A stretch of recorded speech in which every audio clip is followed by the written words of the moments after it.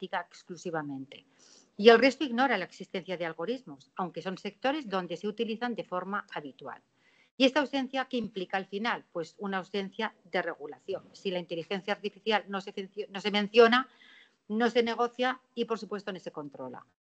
En segundo lugar, la transparencia algorítmica es un derecho reconocido, pero que al final, en la práctica, no se practica. El artículo 64, 4D del Estatuto de los Trabajadores, bien conocido por todos nosotros, reconoce a la representación sindical el derecho a conocer los parámetros y reglas de los algoritmos que afectan al empleo. Pero ningún convenio desarrolla plazos, formatos, contenido de la información ni mecanismos de verificación. De hecho, el único sector que avanza mínimamente es el financiero. Pero incluso aquí la regulación es genérica. Por tanto, en la práctica tenemos transparencia formal, pero sin medios para ejercerla, para controlarla y sin órganos de seguimiento. Es decir, una transparencia vacía, en la que la empresa tiene todo el poder. Y en tercer lugar, también llegamos a la conclusión de que sí que hay reconocimiento del derecho a la igualdad, pero no a esa igualdad en materia tecnológica. Por tanto, el enfoque de género desaparece cuando aparece lo digital. Los convenios de cuidados y servicios sociales son los más avanzados en igualdad clásica. En esos convenios tenemos una regulación exhaustiva sobre la brecha salarial, la conciliación, el acoso, tenemos lenguaje inclusivo, pero ninguna incorpora indicadores de géneros vinculados a las herramientas digitales, ni diagnósticos desagregados en procesos digitalizados, ni participación de las comisiones de igualdad en el control de sistemas automatizados. Por tanto, la consecuencia es que la brecha digital de género se convierte en brecha algorítmica que queda invisible y ni se controla ni finalmente se previene. En cuarto lugar, para terminar, la correlación entre digitalización, sindicalización y género nos da unos resultados que son interesantes. Si estudiamos todos los convenios colectivos analizados por sectores, por digitalización, por sindicalización, por feminización y por regulación, la conclusión que tenemos es que cuanto más digitalización, de hecho, y más poder negociador, más regulación tecnológica. Pero cuanto más feminizado está el sector, más silencio regulador. Y esto al final muestra que la violencia algorítmica no es solamente tecnológica, sino estructural. La inteligencia artificial se regula donde negocian más hombres, en un sector donde hay más predominio del sector masculino, y se omite donde hay un predominio del sector femenino. Y esto tiene tres efectos clave. Para terminar, las lagunas, el primer efecto es que las lagunas de protección frente a estas decisiones automatizadas discriminatorias producen el efecto de inaplicar en la práctica las consecuencias de nulidad y de reproche administrativo, es decir, lo que dispone el artículo 17 del Estatuto de los Trabajadores, el artículo 22 del Reglamento de Protección de Datos y la LISOS. En segundo lugar, que hay un incumplimiento en la práctica del Reglamento de Inteligencia Artificial. Los sistemas de inteligencia artificial usados en el ámbito del empleo son de alto riesgo, como todos sabemos. Necesitan trazabilidad, documentación y supervisión humana. Si esto no se incorpora en la negociación colectiva, en realidad la empresa controla todo el proceso sin ningún tipo de contrapeso sindical ni de ningún otro tipo. Y en tercer lugar, él produce también como efecto el debilitamiento del derecho de información sindical. De esta manera, el artículo 64.4, apartado D del Estatuto, queda reducido en realidad a papel mojado. La opacidad técnica impide activar la inversión de la carga de la prueba del artículo 96.1 de la Ley de la Jurisdicción Social y debilita también la tutela judicial en casos de discriminación, al no poder aportar ni siquiera estos indicios que exige el legislador procesal. Por todo ello, proponemos un protocolo muy sencillo, un protocolo operativo de auditoría sindical orientado a detectar indicios de violencia algorítmica. En primer lugar, hay que identificarlos, por tanto, hay que hacer un inventario de sistemas digitales, estos de los que haya en la empresa, los que estén presentes en la empresa, tanto en materia de selección como de organización de turnos, de evaluación, de promoción. En segundo lugar, se procede al análisis y, por tanto, a la revisión, no solamente puntual, sino periódica de los resultados desagregados por sexo, por edad, por nacionalidad y otras variables. Se corrigen, en tercer lugar, si hay desajustes, pues tiene que haber ese ajuste de criterios, ese refuerzo de la supervisión humana y, por tanto, incluso se pueden poner dentro de esta fase en marcha protocolos específicos en las áreas que sean más sensibles. Y, en cuarto lugar y por último, tiene que haber un seguimiento, un informe que proponemos al menos anual. Lo ideal sería semestral, pero al menos anual, entre la empresa y la representación unitaria legal de los trabajadores para garantizar una mejora continua. Hay un asunto importante aquí, es que el protocolo no necesita acceder al código fuente, se basa en resultados. Vamos terminando, por favor.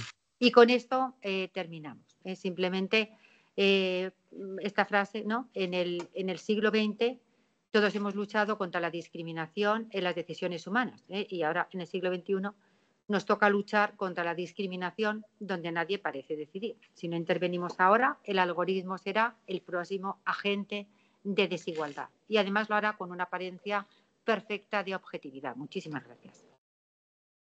Muchas gracias. Gracias. Gracias. Tenemos nuestra última comunicante de esta mañana, es María del Carmen Peña Rubert. Cuando quieras, habla y pon tu cámara para que te pueda centrar.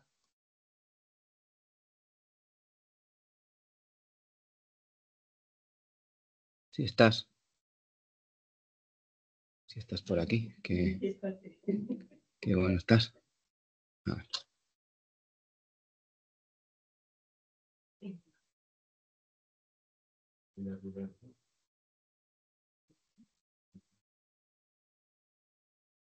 Y puedo estar.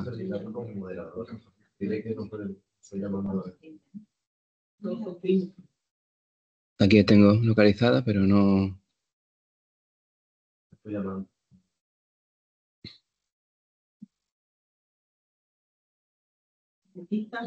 Estamos esperando, que toca hablar.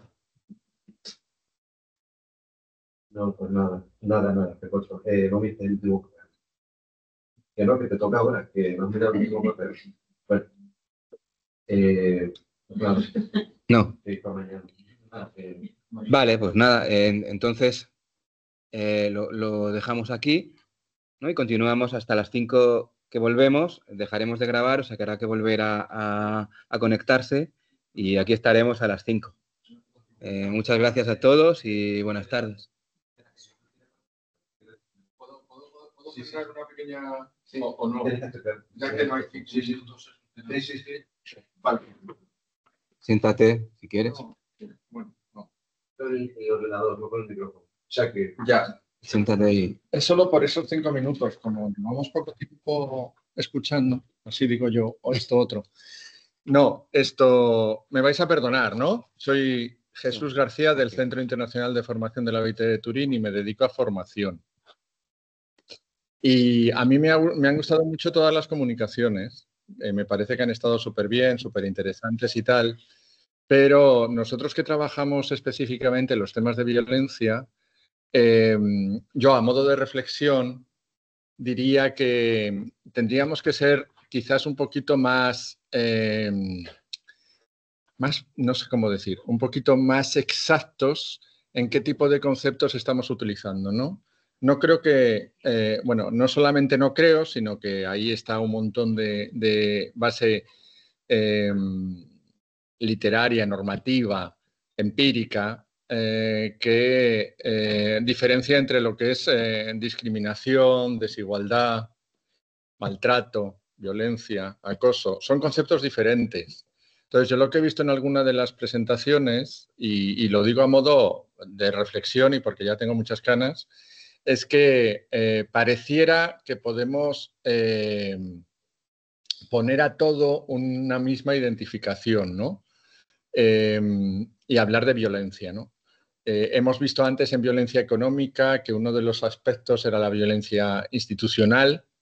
Me parece que en el ámbito de la violencia institucional es interesante hablarlo porque obviamente si estás abocando a la otra parte más débil a un proceso judicial, por ejemplo, eso es un problema. Lo que no tengo tan claro es, en ese caso, por ejemplo, si ese problema que estás causando se puede calificar de violencia, a modo de reflexión. O cuando estamos hablando de todo el tema de las desigualdades y discriminaciones de género que están produciendo los algoritmos y la escasa gobernanza por parte de los agentes sociales de lo que existe en toda la derivada del trabajo de plataformas, cómo está afectando de manera diferenciada a hombres y mujeres. Hay una discriminación, hay una desigualdad, todo eso hay.